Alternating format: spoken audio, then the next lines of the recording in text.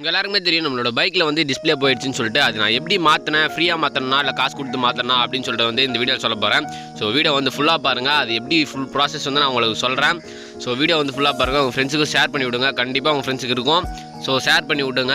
அதுக்கப்புறம் வந்து இந்த வீடியோ பாருங்கள். அது நீங்கள் என்னென்ன பண்ணோம் அப்படின்னு சொல்லிட்டு நான் சொல்கிறேன். ஃபஸ்ட்டு டிஸ்பிளே போனதுமே ஃபோட்டோ இல்லை வீடியோ வந்து எடுத்து வச்சுக்கோங்க. அதுக்கப்புறம் உங்களோட சர்வீஸ் சென்டருக்கு வந்து கால் பண்ணி சொல்லுங்கள். அவங்க வந்து என்ன சொல்கிறாங்கன்னு பாருங்கள். பைக் எடுத்துன்னு சொன்னால் எடுத்துன்னு போங்க. எடுத்துன்னு போயிட்டு அங்கே வந்து சென்சார் செக் பண்ணுறேன் அப்படின்னு சொல்லிட்டு செக் பண்ணுவாங்க. அப்போ வந்து சரியாயிடும்.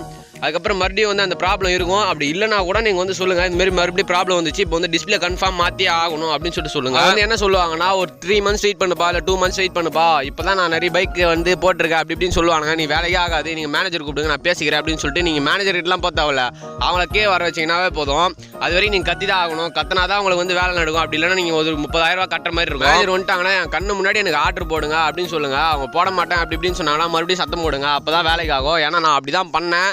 எனக்கு பண்ணதுமே வேறு லெவலில் ரெஸ்பான்ஸ் பண்ணாங்க. நான் பண்ணி வந்து என் கண்ணு முன்னாடி ஆர்டர் பண்ணாங்க. ஆர்டர் பண்ணதுமே எனக்கு மெசேஜும் வந்துச்சு. அதுக்கப்புறம் வந்து ஒரு 3 days வந்து டிஸ்பிளே வந்துச்சு. அதுக்கப்புறம் ஒரு 10 minutes வந்து எனக்கு டிஸ்பிளே மாற்றி கொடுத்துட்டாங்க. ஒரு 4 days ஆச்சு கரெக்டாக. அது இதெல்லாம் பண்ணுறதுக்காக 4 days ஆச்சு. ஆனால் பக்காவாக மாற்றி கொடுத்துட்டாங்க. இப்போ எந்த ப்ராப்ளமே இல்லை. இதே போல் வந்து உங்களுக்கு மாற்றணும் அப்படின்னா இது நான் சொன்னது செஞ்சு தான் ஆகணும். அதே போல் வந்து பைக்கில் வந்து ஏதாச்சும் ஒயர் கட் பண்ணியிருக்கீங்களான்னு கேட்பாங்க. ஆனால் வந்து நீங்கள் கட் பண்ணியிருந்தா கட் பண்ணல அப்படின்னு சொல்லுங்கள். அந்த இடத்துல டேப் அடிச்சிருங்க, பிளாக் கலர் டேப்பு. அப்போ தான் வந்து கொஞ்சம் கரெக்டாக இருக்கும். இல்லைனா வாரண்டி கிளைம் பண்ண மாட்டேன்னு சொல்லிட்டு உங்கள் தலையில் கட்டுருவாங்க. நான் சேஞ்ச் பண்ணும்போது நான் பக்கத்துலேயே தான் இருந்தேன், பைக் பக்கத்துலேயே தான் இருந்தேன். நான் சத்தம் போடுறதுனால எனக்கு அப்படி விட்டாங்களான்னு சொல்லிட்டு இல்லை. ஆனால் மற்ற ஷோரூமில் வந்து பக்கத்துலேயே விட மாட்டாங்க. எனக்கு பக்கத்துலேயே விட்டாங்க. நான் தான் டிஸ்பிளே ஓப்பன் பண்ணேன் அந்த பாக்ஸில் இருந்து. அவங்ககிட்ட கேட்டேன் வீடியோ எடுக்கலாமா மாற்றுறது அப்படின்னு சொல்லிட்டு சொன்னேன். அவங்க வந்து எடுக்கக்கூடாது, வேணா பக்கத்தில் இருந்துக்குப்பா அப்படின்னு சொல்லிட்டு சொன்னாங்க. சரின்னு சொல்லிட்டு நான் அப்பயும் வீடியோ எடுத்தேன். ஆனால் சேஞ்ச் பண்ணும்போதெல்லாம் வீடியோ எடுக்கல. அது கழட்டும் போதெல்லாம் வீடியோ எடுத்தேன். சேஞ்ச் பண்ணும்போது வீடியோ எடுக்கும்போது அந்த வீடியோ கொஞ்சம் மிஸ்டேக் ஆயிடுச்சு. ஸோ அந்த வீடியோ மட்டும் பின்னாடி பேக்ரவுண்டில் போட்டு காட்டுறேன் பாருங்க. நம்மளோட பைக்கில் இருந்து டிஸ்பிளே கழட்டி வச்சுட்டாங்க. ரொம்ப சிம்பிளாக கழட்டுறாங்க. ஒரு 10 நிமிஷம் கூட ஆகல.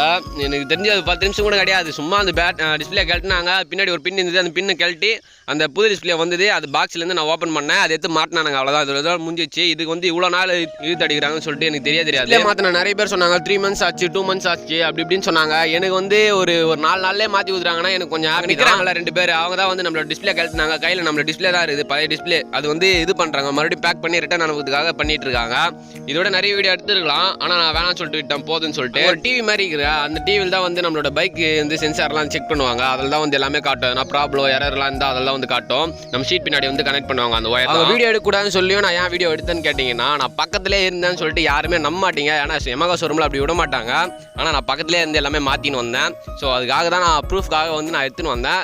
இப்போச்சு நம்புங்க, ஈஸியாக வந்து எல்லாத்தையுமே மாற்றிக்கலாம். நம்ம பேசுறது பொறுத்து தான். அங்கே அவங்க சொல்கிற தப்புலாம் மட்டும் பண்ணிடாதீங்க. அந்த ஒயர் கட் பண்ணுறது அதெல்லாம் பண்ணாதீங்க. பண்ணிங்கன்னா அவங்களோட இது அவங்க பேசுவாங்க, நம்ம பக்கம் நம்ம பேச வேண்டியதுதான். இதுதான் நடக்கும் கடைசி வரைக்கும். ஆனால் கடைசி வரைக்கும் வேலை நடக்காது. நீங்கள் வந்து ஒயர் மட்டும் கட் பண்ணிடாதீங்க. எப்படி மாற்றினா எல்லாம் வந்து இப்போ நான் சொல்லிட்டேன் இந்த வீடியோவில். இதுக்கப்புறம் புரியல எனக்கு வந்து இன்ஸ்டாகிராமில் மெசேஜ் பண்ணுங்க. அதே போல் இந்த வீடியோ வந்து கொஞ்சம் மிஸ்டேக் எதுனா இருந்ததுன்னா வந்து கமெண்ட் பாக்ஸில் கமெண்ட் பண்ணுங்க. நான் அதை வந்து மாற்றிக்கிறேன்.